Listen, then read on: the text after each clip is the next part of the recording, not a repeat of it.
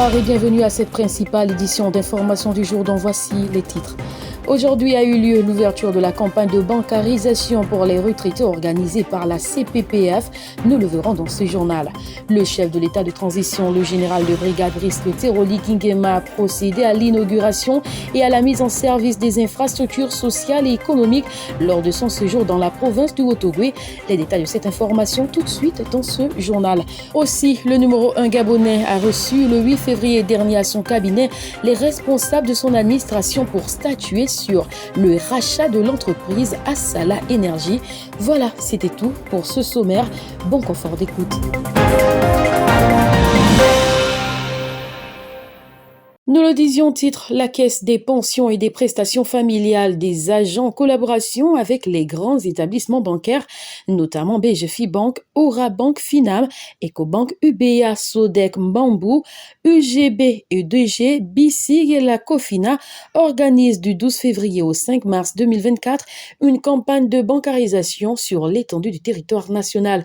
Débutée aujourd'hui, cette campagne de bancarisation concerne les agents retraités non bancarisés afin de leur permettre d'être enregistrés et de faciliter leur pension. Par ailleurs, sont réellement concernés les retraités bénéficiaires d'une pension d'un montant supérieur ou égal à 150 000 francs de francs CFA et résidant en zone ayant au moins une banque ou un établissement de microfinance. Pour ce qui est de l'inauguration qui s'est tenue aujourd'hui, la responsable de la Ligue provinciale de la CPPF s'exprime. Alors l'opération s'étend du 12 au 5 mars. Et elle se déroule actuellement dans les délégations régionales au LNTM et celle de Franceville qui couvre le Haut-Ogooué et le Gouelolo, autant pour moi. Alors, nous voulons que nos 3700 retraités puissent être bancarisés parce que la bancarisation offre beaucoup d'avantages. Ils n'auront plus besoin d'aller dans des guichets du Trésor, aller faire la queue tous les premiers. Étant bancarisés, ils pourront gérer leur pension comme ils voudront, c'est-à-dire celui qui n'est pas apte à aller un premier au Trésor va directement à la banque, un 5, un 10. Ils pourront en même temps avoir la possibilité de prendre des crédits, ce qui ne se fait pas actuellement dans les trésors. Avec ça, ils ont tous les petits services que les banques offrent. Alors, il s'agit de tous les retraités qui ne sont pas bancarisés, les retraités non bancarisés. Par ailleurs, il est également important de souligner que cette campagne de bancarisation se déroule parallèlement dans les provinces de Wellington, le Goué-Vindo, le Haut-Ogooué, le Gouelolo, le Moyen-Ogooué, l'Angounié, l'Anyanga et le Goué-Maritime.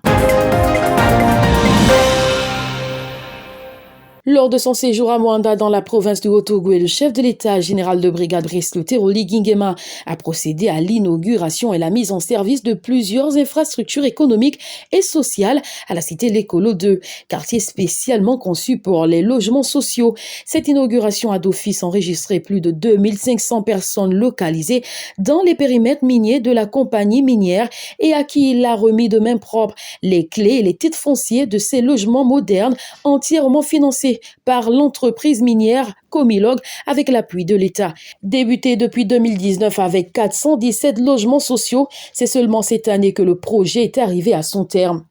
Disons que ces logements sociaux tels voulus par le groupe Eramet et l'État gabonais participeront à l'amélioration du cadre de vie des populations.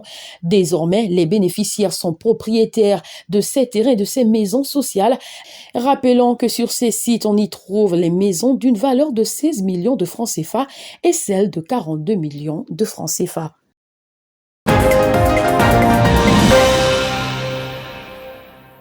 Annoncé au peuple depuis le 28 septembre 2023 par le Premier ministre Raymond Sima, le dialogue national prévu pour début février 2024 a été repoussé d'une semaine à la demande du chef de l'état de transition, le général de brigade Brice Teroli Kingema. L'objectif de cette instruction est de permettre aux retardataires de faire enregistrer leur participation sur la plateforme numérique Bova. Aussi, cette décision a pour objectif renforcer en termes de plus grand nombre la participation des citoyens. En effet, c'est au terme des séminaires qui a réuni le 10 février 2024 le CTRI et le gouvernement que le numéro 1 gabonais a décidé d'accorder un délai supplémentaire d'une semaine pour notamment permettre également aux jeunes de contribuer à ce processus en vue de la restauration des institutions et de la construction nationale. Par ailleurs, il est important de signifier que c'est ici la deuxième fois qu'une marge est accordée aux Gabonais. Doit-on comprendre que ce dialogue n'est d'aucune importance d'importance pour ces derniers? Si tel est le cas, l'on vient à se demander comment veut-on prôner pour le changement si nous-mêmes n'y nous participons pas? L'heure est au changement et il est important que tous les Gabonais s'y attellent. Pour finir, parlons à présent économie avec l'État gabonais qui, il y a quelques jours, a finalisé avec les démarches administratives concernant le rachat de la société pétrolière Assala Energy.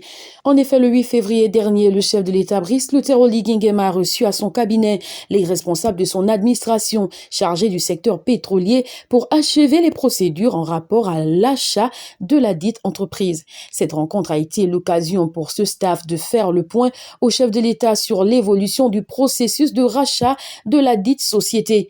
Mise en vente par le fonds américain Carlyle International, Assala serait crédité d'une valeur d'1 milliard de dollars, soit environ 607 milliards de francs CFA. Convoité également par le groupe français Moral et Prom installé au Gabon, cependant cette société a été déclassée par l'offre de l'État gabonais qui souhaite racheter cette société qui à la base a été achetée par le groupe Shell. Rappelons que la production pétrolière d'Assala est estimée à 45 000 barils par jour. Voilà, c'était tout pour aujourd'hui. Merci de nous avoir suivis. À demain, même heure, pour un prochain numéro de votre édition des formations sur Ogo Info.